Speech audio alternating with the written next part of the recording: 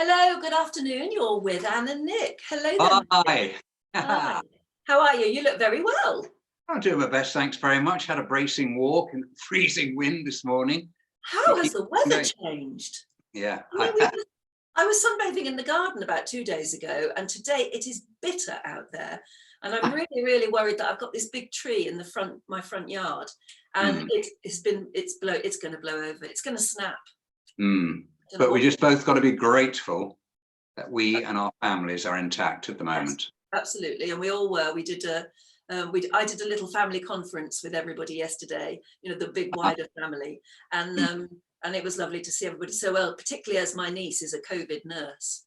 Yeah. Can't help worrying about her all the time, but she's very, she's just matter of fact about it. That's training. That's where training kicks in, isn't it? Yeah, I've got a daughter-in-law who's working at Queen Elizabeth Hospital in Birmingham the same way, and some days she's come home apparently and said, they've lost so many people on the ward to COVID.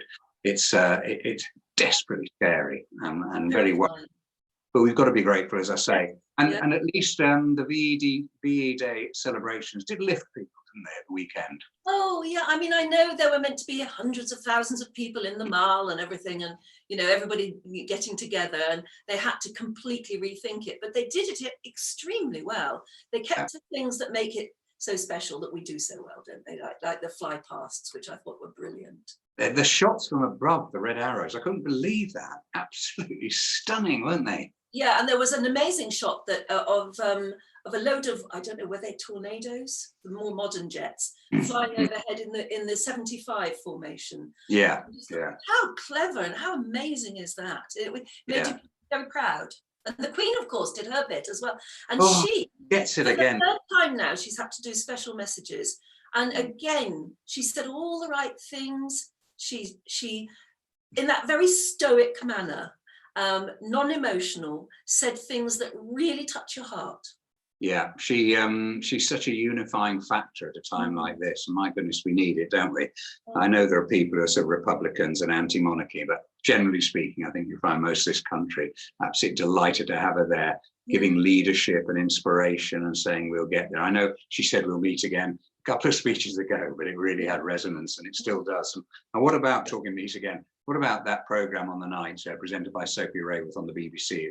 All that music, wow, it was powerful, I thought. And I thought what was interesting as well was young people as well, kids, seemed to totally understand what it was about and want to be part of it. And I thought that was rather lovely. Yeah, they seem to get it, don't they? And that final song, We'll Meet Again, which included obviously Vera Lynn singing, as well as all the other people, such as Catherine Jenkins and Shane Ritchie, Helen George. What a mixture of people. It was just brilliant. Yeah, no, it was inspiring.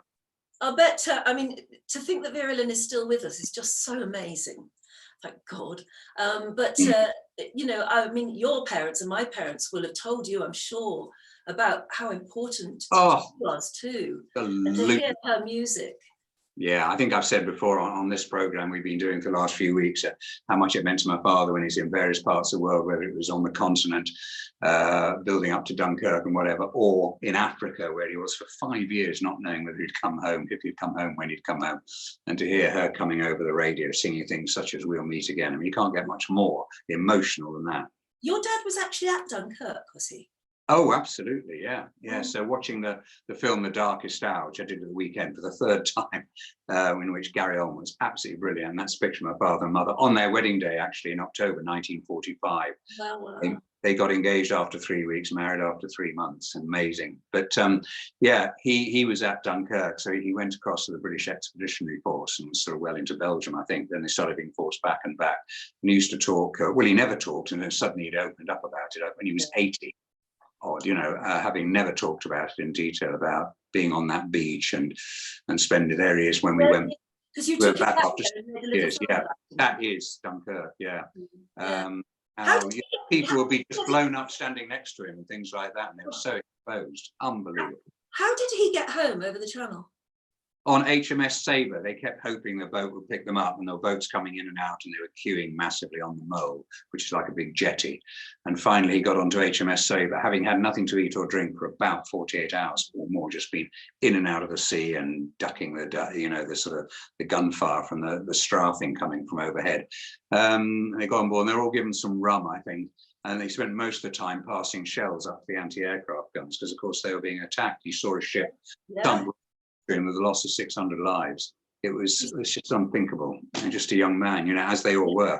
Well, that's right. I mean, it makes me think my dad had a very different sort of war, because he was a boffin working on radar. And, and all in total secret. They were shipped out to Malvern because Winston Churchill thought that nobody knew where Malvern was. And there he is. Where is he? Team. Well, I'll tell you, in the middle of the front row is Sir Bernard Lovell. Well, he wasn't. He was just Bernard Lovell, who went to later went on to found Bank and everything. Yeah. But if you look up in the next row, second from the left is my dad. Oh, wow. So he was part of Bernard Lovell's team, and why they went up on the roof with the Malvern Hills behind them to have that shot taken, I don't know. But that would have been about the same time. That would have been about 44 or 45. Yeah. And the Germans never found out where Malvern was. Wow. What an important part they played, eh? There he is, yeah. Yeah, got him. Yeah. Oh, wow. Fabulous. Amazing. Yeah, I know, absolutely. Did you watch The Darkest Hour? Yes, I've watched. I love I'm afraid I'm a sucker for all of those war films. The Darkest Hour. And have you watched Dunkirk? Yes, I have as well. I mean, wow. Gosh, I know. It's amazing. When they play Nimrod as well in the background. Oh yes. Which brings us back to Malvern, doesn't it? Worcestershire. I just wanted to show you one more shot, because I was saying that my family have a little video conference every week, just to actually, we all love it, but we set ourselves a little competition every week, just so there's something competitive and something to talk about. Yeah.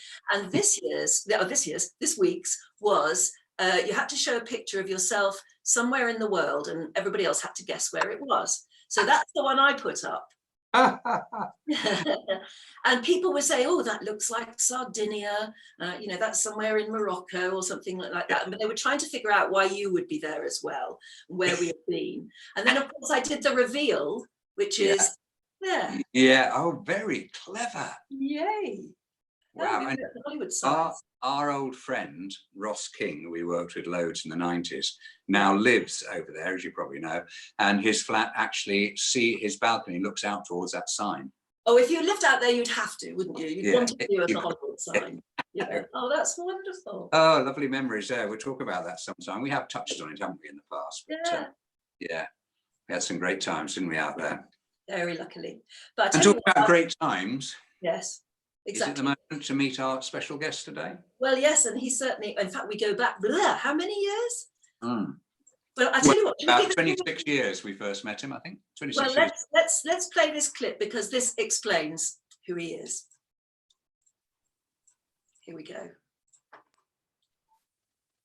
Now we're going to be talking cooking. We're going to find out what Ainsley Harriott is doing in the Ainsley kitchen. is our new cook, and he's only just beginning to get used to the kitchen. Ainsley, how are you doing? Yes, I'm doing very well. I felt a bit like Mother Hubbard when I first got here this morning, so I went to the cupboards and nothing was there, but we're gradually getting there now. We've got some really interesting things, and later on there's going to be something particularly wonderful, I think. What item number? They said go to... Gosh.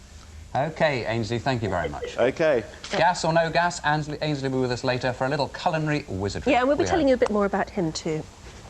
Now, today's programme is jam-packed. A quick reminder of what's coming. And there we blather on. But that was the first day that we introduced Ainsley to Britain, I suppose. And I think we can introduce him now. Hopefully he's on standby. Ainsley, are you there, my dear? Hey! Hey, you're with Anna Nick. Good to see you guys. Let me put that on gallery so I can see you all beautifully. What's happening? Oh, wow. What's happening with you? How are you? I'm pretty good, actually. I've tried to kind of invent things to do during the day. Inevitably, I'm doing all the sort of cooking and stuff like that, which I really enjoy. And it's nice to sort of be able to cook and get some feedback, if you know what I mean. It must be quite difficult, if you're living alone and stuff like that. It's almost like you're fueling yourself as opposed to feeding others, especially when it's family. Do you know what I mean? So that's part of it is really lovely.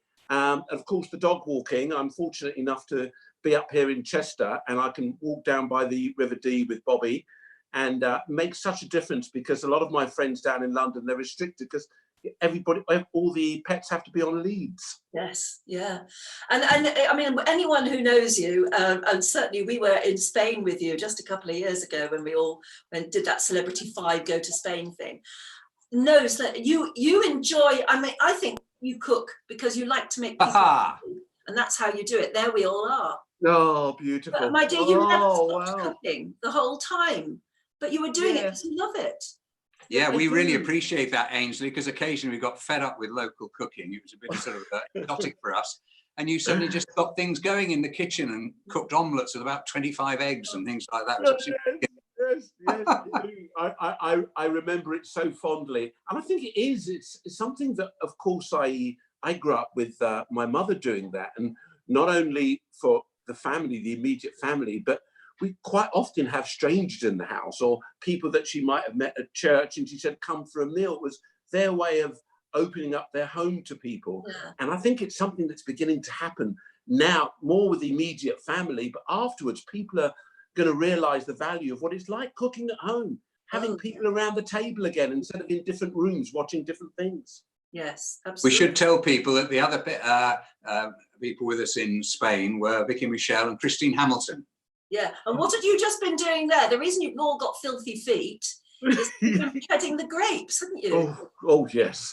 Squelchy, squelchy, squelchy. Oh, look at that. Oh, Yeah. Oh, you have got big feet. Scabs on there, Nick. I thought there was a few scabs. I'm glad I didn't have to drink that wine. Oh wow, can you imagine that? What fun. That was lovely, those little memories. And it was so lovely to reconnect again, you know, because I think we all go through different phases in our life, whether it's a change of a partner or just a change of scenery, and suddenly, you know, and then of course you have your children, and then you lose yourself in that kind of that little world. And all the parents out there will know what I'm talking about. You know, all those close people that you had, unless they're just down the road, you kind of lose it for a while, and then it goes full circle and it comes back again. And quite often you hook up with your old schoolmates again, you know, and there's something really quite refreshing about that, actually, because I quite agree. Yeah. Just you don't hide. Ainsley, tell us about that first day on Good Morning with Anne and Nick when you did that first performance. Was that your first proper television gig? It was, and to make it even more special when I look back at it, it wasn't at that time special. I was quite sort of nervous, but what was really, really lovely was that it was live TV. You know, I had to address it in a totally different way, and we sort of grew up with this image that TV, oh, you can cut here or you can do that again. This was live. We had to get on with it, you know, and I thought I was going to be sacked because I burnt Anne's hand. And did you remember that? You had hold of a pan and you went, oh, like that. And I heated up the pan so I could make sure I could sear everything and get everything done in time. And you grabbed hold of the handle. And I thought, I'm going to be sacked. I've just burnt the hostess hand. Was it quite a nerve-wracking experience? It was, but I think the credit to you guys, you know, it's about the people. It's like when we watch an interview now, it's all about the people who are in control, allowing it and feeling it and understanding, you know, that people that they're interviewing and stuff like that. And you allowed me that freedom, you know, to kind of be my zany self at the time. You know, I've calmed down just a little bit, just a touch. But you know what I'm talking about. And you allowed me that freedom, and I think we grew together, and it was lovely. It was a fantastic time. But I mean, you were a born performer anyway, weren't you? Not necessarily as a chef, but you were a performer. Yeah, I was a performer in terms of having especially grown up in a house where my father, as you know, was a musician. My mother was a massive Nina Simone fan, and she used to move her bottom in the kitchen when she was massaging the chicken. No wonder it tasted so good, I'll tell you. I really think that the musicianship has come out in you in so many ways. I mean, you are a showman, and when you were on Strictly, my goodness, did it give you a chance to bring out that side of your character? Oh yes, I know. And sadly, and I think anybody who's done it and they go out after, I think it was week 5 or whatever it is, it was, you felt, oh God, I'd like to have gone on just that little bit more. I'd like to have done this. I'd like to have done that. But I think, you know, at the time, there was the old guys there. There was me. There was Daniel O'Donnell, and there's a few of us who are kind of, you know, creeping up towards 60, and it was, yeah, and it was kind of, I know it seems ridiculous now, doesn't it? I don't know about you guys, but I remember sitting on the end of a wall when I was a young kid and saying to my friends, God, the year 2000 will be 40 plus, because 2000 felt such a long way away, didn't it? Yeah. And then suddenly it's there, and then suddenly it's 20 odd years later, bang, like it's just gone. Yeah, but I tell you what, you showed up a lot of other people when you were on it. I've got a lovely clip. I hope it's one of your favourites. Oh, please, let me look at it. Oh, I love it. Just shows what you're capable of, the real rhythm. Brilliant. Thank you for that. Thank you for that. I mean, honestly, you were enjoying watching that, weren't you? Oh, I was absolutely thrilled. I haven't seen that. And one of the reasons, I'll let you into a little secret, is I made quite a few mistakes in that dance. It doesn't look like it. No, it and doesn't. I had to go into the dance off. That's the one time, or the second time, obviously, when I went out, I had to go into the dance off because I made too many mistakes. It was Len Goodman, my old mate Len, who picked me up for it. He said, lovely outfit. He said, but the feet were all wrong, you know. I was really impressed with your feet. I thought they were brilliant. But there you I go. know, you see, there you go. Yeah. Kind of looking back at it now, I thought, what's wrong with that? Yeah, You know, yeah, it looks perfect. The reality is it wasn't good enough. So Ainsley, with all this, you know, natural musicianship within you and the Calypso twins and all that stuff you did, what prompted you to become a chef? Well, the chefing thing started way before the Calypso twins things, because I went off to France with a friend of mine and spent an entire summer with the family out in Ile-de-Ré, cooking, and it was a very, very special time in my life, and especially, you know, we're so young and free, we just do what we want. And came back from there and went and saw my teacher at school and said I wanted to go into cooking. So that was when I was 17. I was just literally about to start the old, I think it was the A-levels or something after that, and went and saw him, went to the careers officer, and then I found myself cooking at a very young age. And many years before that, and leading up to the music, was going to a friend of mine who I went to school with house, and he played the guitar and I'd play a few percussion instruments, and we just have a little bit of fun, you know, and making up songs. And fast forward to when we are 23, I think, we decide to go on that Eurail all around Europe. He picked up the guitar, I had a few percussion instruments, and that's where the music started. So up until that point, I was, what, 7 years into, or 6 years into being a chef. So the cooking came first, then came the music. And fortunately, I was able to combine the two together. And I'm still doing it today. Well, you are, yeah. I mean, it's funny, isn't it? Your cookery has taken you all over the world. Mm-hmm. I've seen you cook on beaches and in posh hotels and, you know, in famous kitchens, and then just in a backyard somewhere. What's the most weird and unusual or even dangerous place you've actually found yourself? Oh, I think there was a dangerous place. I think that I was down in, I think it was Ushuaia down in Argentina. And we were cooking on top of this hill. I think I was making a hot chocolate souffle kind of omelette. Obviously it had been hot. It was kind of a chocolate souffle omelette. And it was beautiful, but the wind was blowing. And we had this wonderful bit of scenery behind us. But there was a drop, there was a precipice behind there. I was so frightened, man, I can't tell you. Just cooking, I thought, you know, and over there, literally, we're talking about, people know their geography, Ushuaia, the next stop is Antarctica. And that's sort of what I think is the furthest southern island bit of country you can go to before you can get to Antarctica. So the wind, when they picked up, they were really something.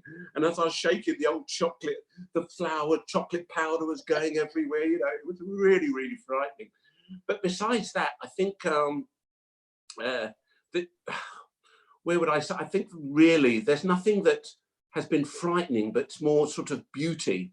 And and you go to some amazing places. The only thing, and I think we can all reflect on this, is you want to share it with your loved ones a little bit. Yeah. And we go there and you share it with a camera crew, or Yeah. you share it with the producer and your director, and it's very, very lovely. Then it's over, and then you can come back with a bit of film or a few pictures. But it's not the same as being able to turn around and say, "Oh, remember when we were in Ushuaia," or something like that. Do you know that feeling? So I think that's very. I think that's very sort of that's the thing that you miss. But I continue. You know, it has. I hope it's not over yet. We know we're in a lockdown now, so if anything, it's probably going to be a program that I do at home more now, which I think is important, because we need to address what's happening in our country at the moment, and people are cooking again. Yeah. Just when we did that Costa del Celebrity thing, I was really struck one day when we bumped into a crowd of Russian tourists, and they all mobbed you, didn't they? You are so blooming international. It's unbelievable. Yeah, I think I was surprised at that one too, Nick. We both looked at each other, thought, well, you're Russian, how come? You know, but, going on here. Programs today, you know, they get all over the world. I think we have so much channels and time to fill in those channels that people do put programs on, and so you can never tell where you're going to pop up next. Yeah. Do you sort of have any favourite food yourself? Because obviously you try and cook just about everything, I suppose. Yeah, I suppose it's, you know, people will say, you know, what's your favourite meal? And I often feel like it's like, what's your favourite song, or what's your favourite film? It's very much a mood thing, isn't it? A feeling. I quite agree with that, yeah. You know, and we kind of, today you kind of think, you know, I don't fancy anything heavy. I want to go down a kind of route of food which is very kind of light, and you know, you don't want a big steak, and sometimes you're dying for a steak. I really want a steak, or I want a rich creamy sauce or something like that. I think food's very much a mood thing, and so it's to say, you know, what's an absolute favorite, probably you know, I love on a Sunday, with it's right, a beautiful slow cooked piece of roast lamb with red cabbage and dauphinoise potatoes or something like that. Richness all over the plate, and sweetness and voluptuousness. Love it. Nothing beats a roast. Sunday roast. I can ask you a question now that somebody who's watching. Hi, Colin from Wiltshire. Hi, Colin. Says, ask Ainsley who his favourite TV chef on the television at the moment is. Colin, that is. You know all of them, don't you? Yeah. Do you know what it's like turning around to you guys and saying, "What's your favourite presenter on TV at the moment?" Yeah, very you know, dangerous. it's our gig. It's what we do, and we don't necessarily look at everybody. And what a lot of people don't realise is that when you're looking at somebody who does your job, you're always looking for a mistake.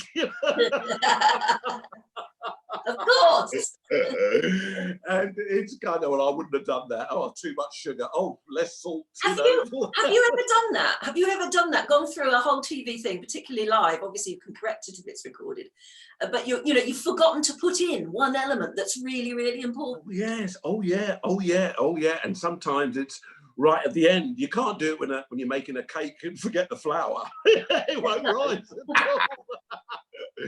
But yeah, there are things that you forget. It's normally a bit of garnish or something like that, or it could be a little spice or something like that to, you know, to give it that little bit of kick. And if I have noticed that, and there is, you know, I put it all, then I might run to the fridge and get a bit of yogurt or something like that, make a quick little dip to go on the side. Do you know what I mean? So you do get those flavours sort of coming through. But of course we do, and especially in those early days, you know, when I was working with you guys, yeah, you're wanting to please, you know, you've got a young family at home, and all your mates are kind of watching. No one watches after a while, do they? No one cares. Ainsley, on the TV. You haven't answered the question. Who's your favourite TV chef? Oh, right. Yeah, okay. Who's my favourite at the moment? Oh dear.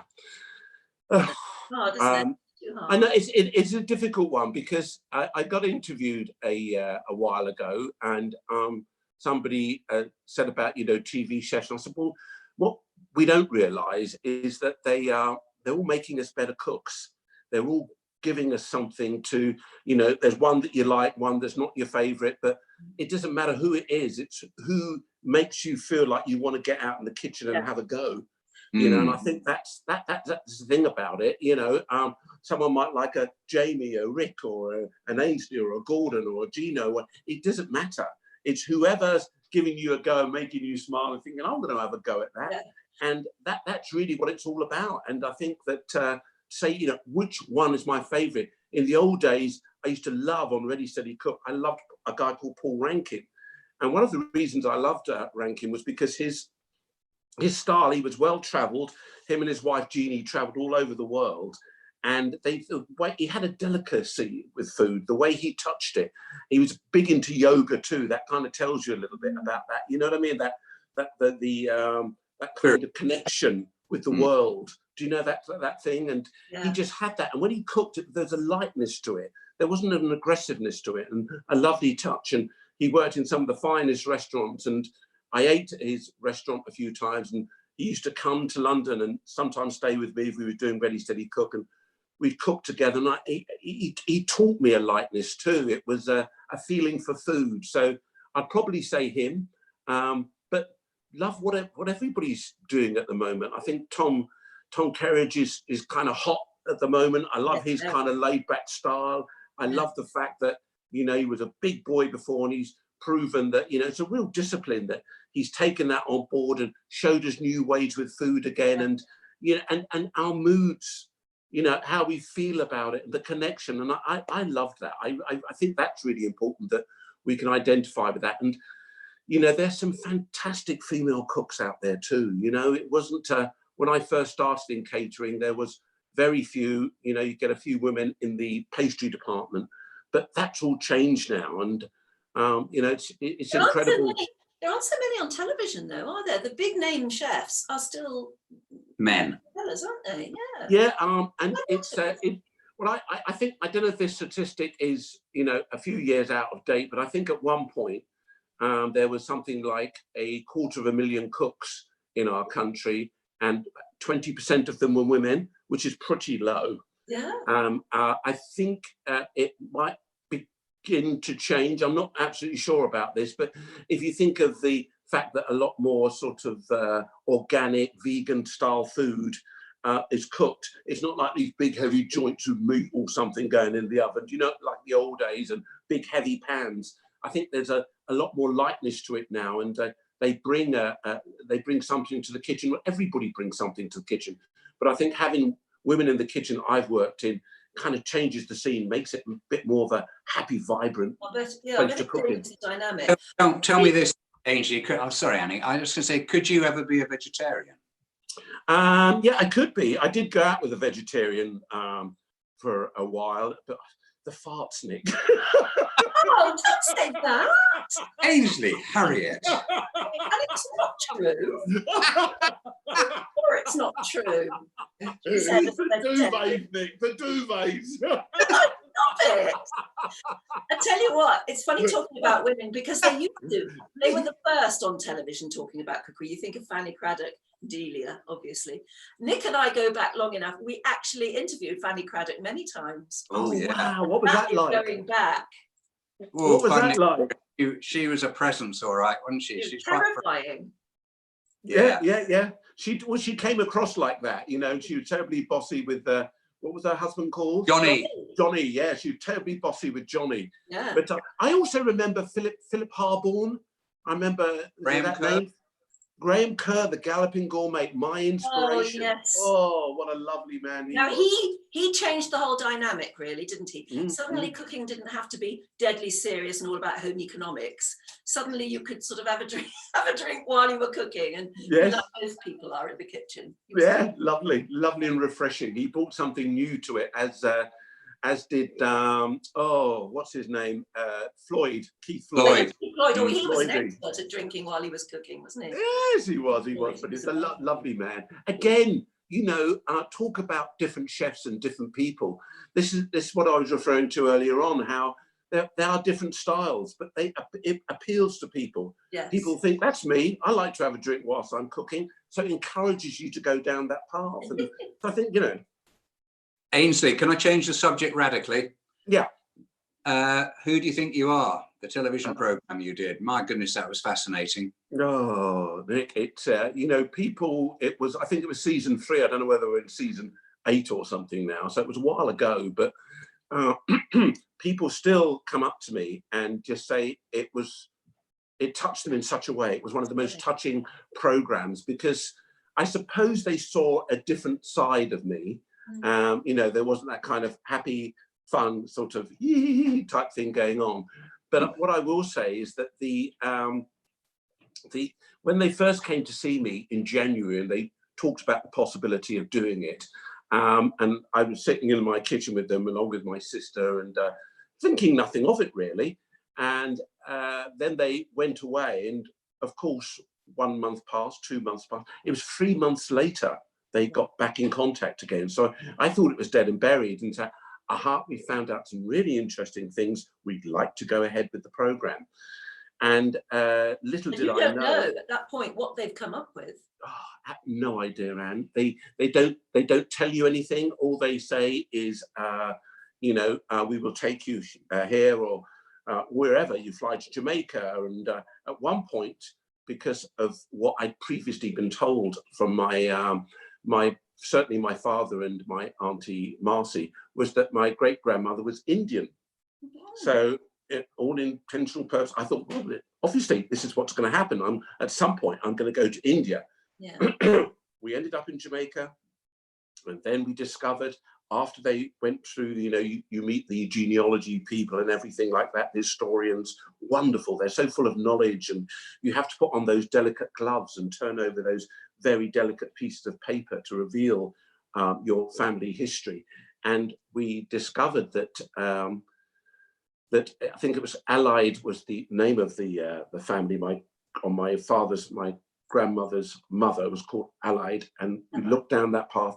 She should have been the one that had an Indian connection. Nothing at all. In fact, when they looked at the baptism records, they discovered that she's born in Manchester in Jamaica. So this whole history of family, especially on my father's side, was a bit of a lie. Yeah. You know, why do people suddenly say we came from India? And when slavery ended, when I was talking to Diane, can't remember the amazing genealogist about it, she said she couldn't understand it either, because the only Indians that came over at that time were to replace the slaves, because the slave trade had been abolished. So she said, why would they want that connection unless they were Royal Indians? There was no mention of Royal Indians or something. It was really weird, you know. And when I confronted my auntie Marcy about it, who, bless her, is still alive, she was very stern and very curt with me. How dare you imply that the family was lying? And I said, Auntie Marcy, it's in the records, but she would not accept it. Families used to lie a lot, though. If there was anything embarrassing that happened, they would change history just by lying about it. Yeah, happened a lot. And you found out about your great-great-grandfather, was it? And that was quite a shock to you, to say the least. Well, it was, because you know, you see, what we don't realise is that when you look back at pictures of that time, there are very few of black people in paintings. Why? Because they weren't able to be sold. You know, people would paint them, but nobody wanted them hanging on their walls, so to speak. So even when you look at the black connection with Who Do You Think You Are over the years, the same paintings keep coming up, because people must remember there was no photography in those days. Absolutely nothing. Even my great-grandfather Ebenezer, who was in the 1st West Indian Battalion, there is a painting of him, and he looks almost mixed race. He's got that kind of milky kind of, you know, tone to him. And I thought, maybe as a child growing up, I saw that. I think my father had it in his house. And I thought, well, maybe it's because, you know, it was a painting. There he is. And we wanted, you see what I mean, Nick? And yeah. And we thought, oh, they made him that way, like they did with Nat King Cole when he was on LB's, you know, one of those American programs. They sort of toned it down so maybe that art would sell.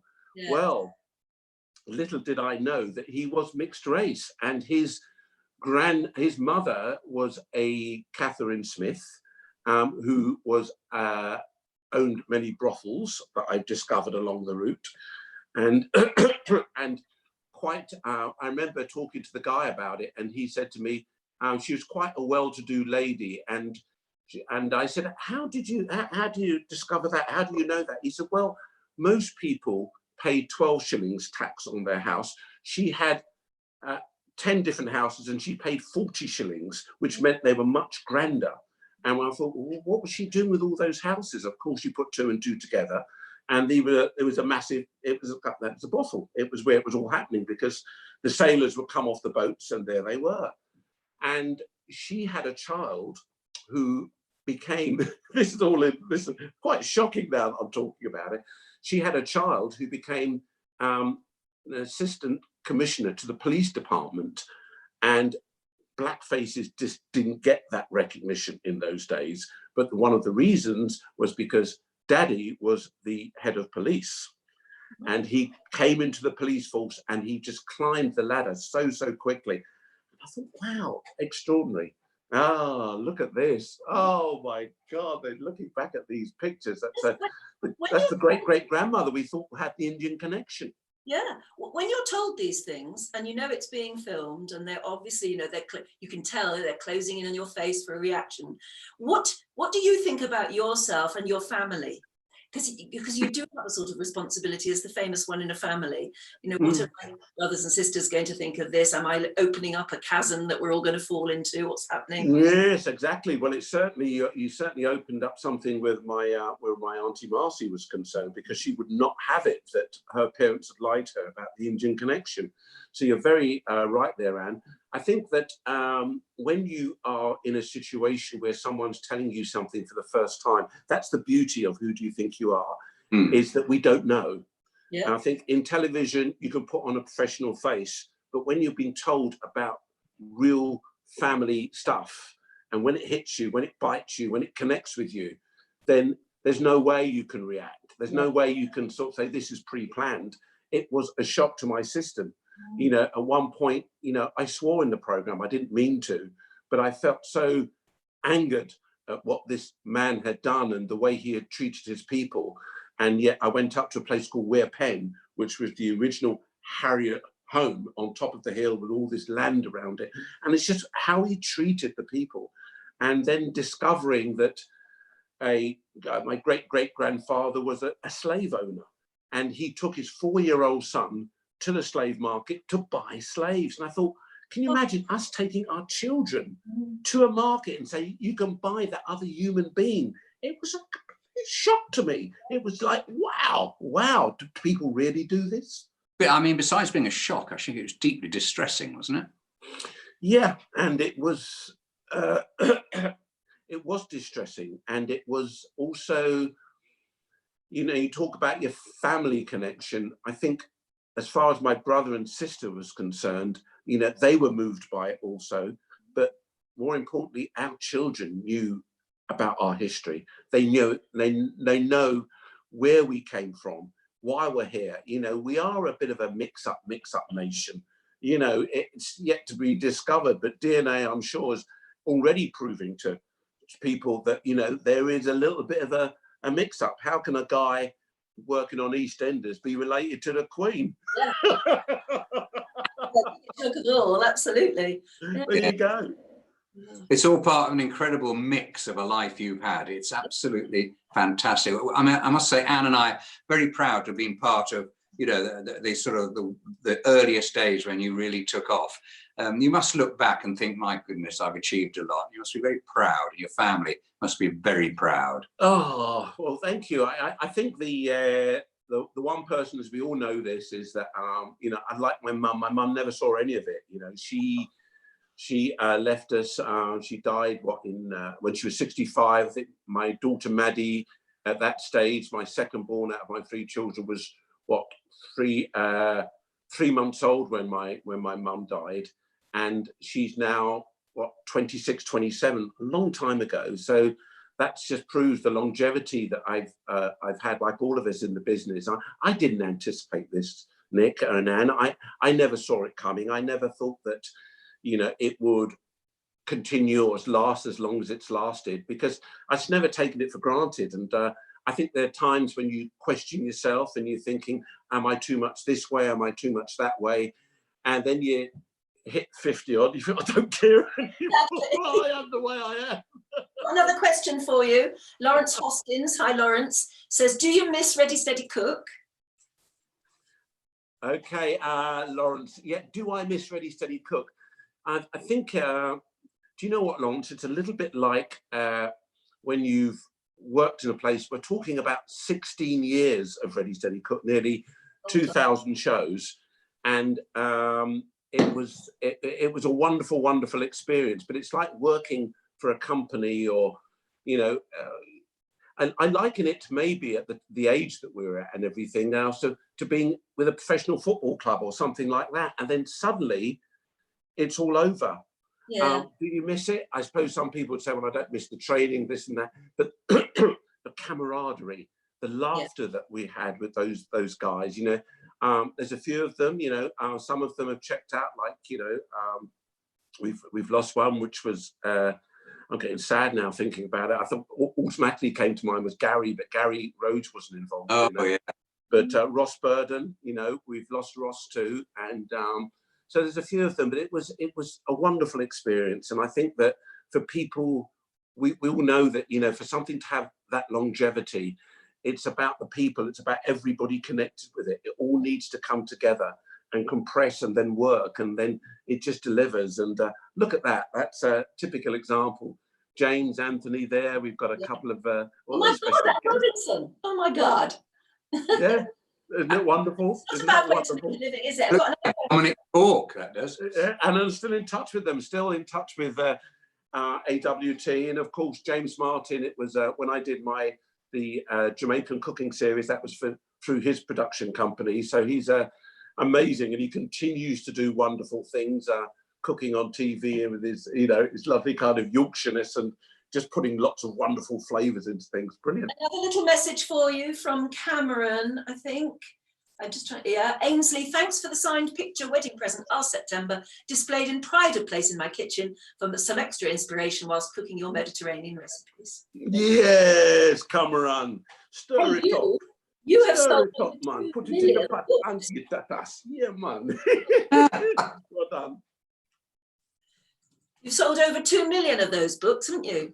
Yeah, it was so lovely to, you know, when you are sort of cooking, and you're able then to sort of compress or compile all the recipes that you've done, and you start putting them into books, and then people want to go out there and buy it. Yeah, we know the kind of rewards that you get from, you know, something like that. But for me, it's just being able to share, you know, just kind of say, yeah, have a go at that. You know, here's something, and I'm having a go. I'm testing recipes and just having a go. And I think, yeah, that works. That feels right. You know, I'm not one of those intricate chefs who want to put all these lovely little things on plates like that, but just want to feel free. Yeah, there's Ainsley's Caribbean Kitchen. Yeah. Feel good. That's what I wanted to ask you, actually. I mean, we've all been in this weird experience called lockdown, and have you made the time useful? Have you planned any programs or planned any books or anything like that, or have you just wasted your time completely? Yeah, I know. Yeah, just sit around do nothing. You know, I suppose a little bit of all of that. I think it does feel a bit like Groundhog Day sometimes, doesn't it? I mean, it's just like, you know, it's you repeat it, then you kind of think, right, I want to do something. So you go out and you paint the garden furniture or something like that. And then you start thinking, well, it doesn't look like I'm going to be doing any more traveling. So maybe coming up with some new recipe ideas, which every time I cook, I suppose it's a new recipe, because even though I've got the books, sometimes you don't have all the ingredients. But because of my knowledge of food, I could just say, well, I won't put that in, I'll put something else in. It's that type of thing. Do you know what I mean? That's what you did for us in Spain. You used to go to the fridge, and it doesn't matter what was in it, you could make something wonderful. I'll never forget that. I think, Ainsley, we ought to let you go, because there'll be time for you to start getting the supper ready. Yeah. We've been talking for 3/4 of an hour. Yeah. Oh, you're joking. I love it. I love it. We've beaten people into submission. Oh, well, it's been an absolute joy. Thank you for allowing me to No, talk I've to you got guys. one more, except one more question I've got to Oh, no ask problem. lots of young people everywhere who understand the question. What's it like being a meme? Hey, it is. It's wonderful. Some of them are just amazing, and especially when you get a kind of a connection, if you like, with people who I don't know, which perhaps wouldn't necessarily watch cooking programs, you know, and I feel kind of thrilled at it. And some of them, I'm going to laugh out loud if I can just. I'm going to show you something very, very quickly here if I can find it. There we are. Where it came out, buddy. There we are. That's one of the memes here. Look at this. Look.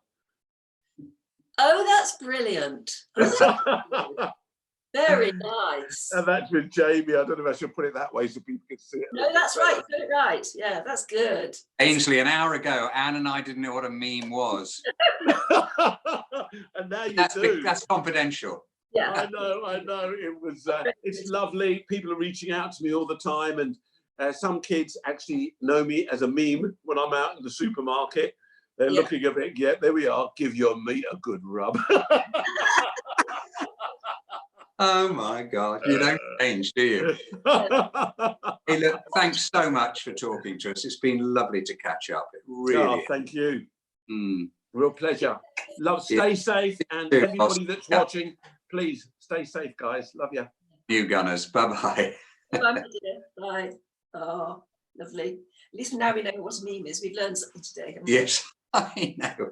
Oh, it's lovely to catch up with him. But I do reiterate what I said earlier. Sort of, I think we both feel proud, don't we, that we were part of the beginning of his astonishing career on television. Well, I dine out on the fact that, you know, we introduced Ainsley to television, of course. Yeah. No, it's great to be part of it. And he was great value on that show. 2 or 3 times a week for 2 years he was on it. Was absolutely. And he talked about when you do shows and, you know, it's all about the right people coming together at the right time. We did 600 of those and they were absolutely brilliant to do. A wonderful team, a lot of banter, a lot of camaraderie. And it was a great memory, wasn't it? And the start of a lot of careers, actually. I know.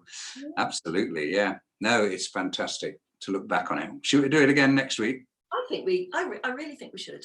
Yeah, I'll check my diary. I looked at my diary this week and Monday it said stayed in. Tuesday it said stayed in. Wednesday said stayed in. Yeah. Thursday, stayed in. Yeah. And so it goes on. So I am available and I'm sure you are. Oh, good. I'm so glad. I'm relieved about that. Yeah. Okay. All right. Well, we'll meet again. Yeah. Don't know where, don't know when. Oh, no. It could be on I do know. It should be 3:30 Monday, I think. Yeah. Okay. And we've got a really great guest as well. Yeah. Great. Yeah. Down. I think we have pinned him down, haven't we? Say it again? We have pinned our next guest down. Yes, he is pinned down. Joe, looking forward to it. Yeah, he is the boy. Yeah, there he is. Okay. We'll be great value. Next week. So, Until stay safe and lots of love. Stay safe, everyone who's watching. Bye for now. It gets a bit more interesting between then and now. Oh, yeah. Bye-bye. Bye.